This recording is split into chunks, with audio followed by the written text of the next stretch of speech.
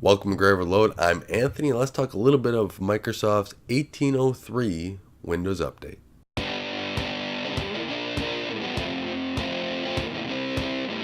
So Microsoft's Windows 10 Update 1803 is the fastest update being pushed out to users. Now, while this sounds great and that the users are now on the latest update of Windows 10, latest security updates, latest performance enhancements, and latest Windows 10, I think that there's a little bit underneath the surface here that we need to take a look at.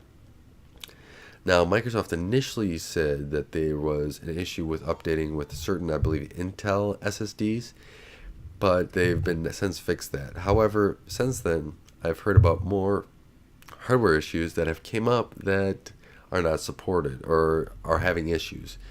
And this sort of thing is not a good sign for Windows 10 in general. Now, while Windows 10 may have bugs in it, right, because it's a software and not, I mean, I wish I could write perfect software the first time, but it doesn't always happen. And there's other variables in there and everything else. I understand there's going to be bugs, but my goal in this is not to like harp on Microsoft on what they always need to correct or anything else.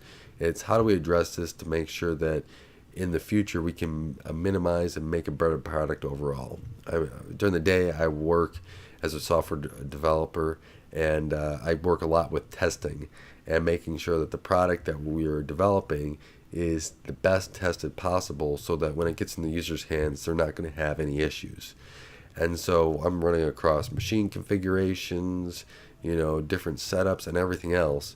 And my job, or part of my job, is to make sure that we're getting the best results on all the systems across the board where there's no issues,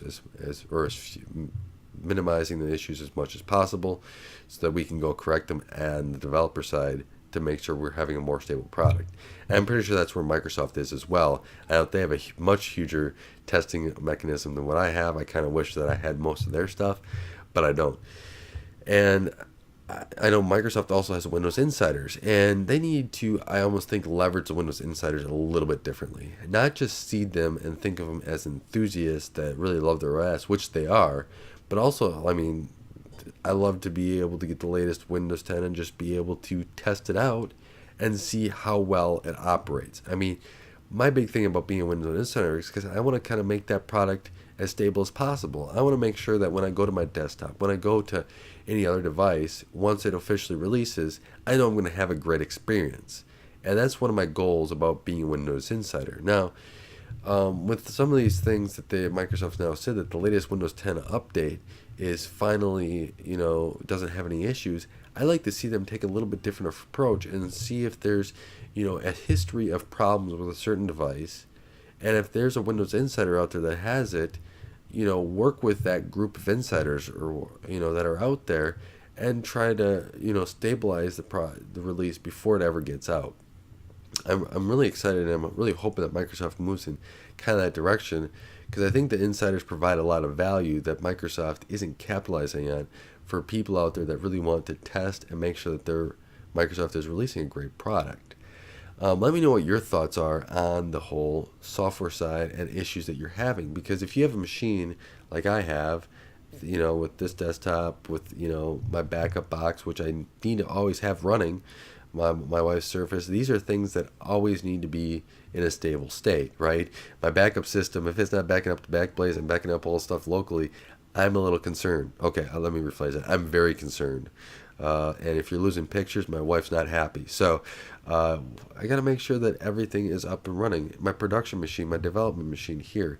I know with the one thing that I'm hoping that Microsoft finally fixed in Windows 10 is my issue with my computer at work randomly, and I mean randomly, I haven't been able to repeat this yet, is a blue screen that happens, roll the dice, and it may or may not happen that day.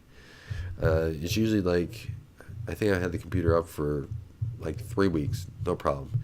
Then 2 blue screens back to back, and now it's been fine for a week, I want something that, especially with the development box at work, I want it always up and running. And a lot of my coworkers, or all of them, are the same way. They want something up and running. I'm sure that if you development, or if you're having something critical, or even what you consider critical, you want it always up and running. And Microsoft has to make sure that they're working towards that. Am I saying they have to be perfect? No, absolutely not. That's not going to really happen in software. You have to have every configuration out there, and that's really hard with how many different users of Windows there are.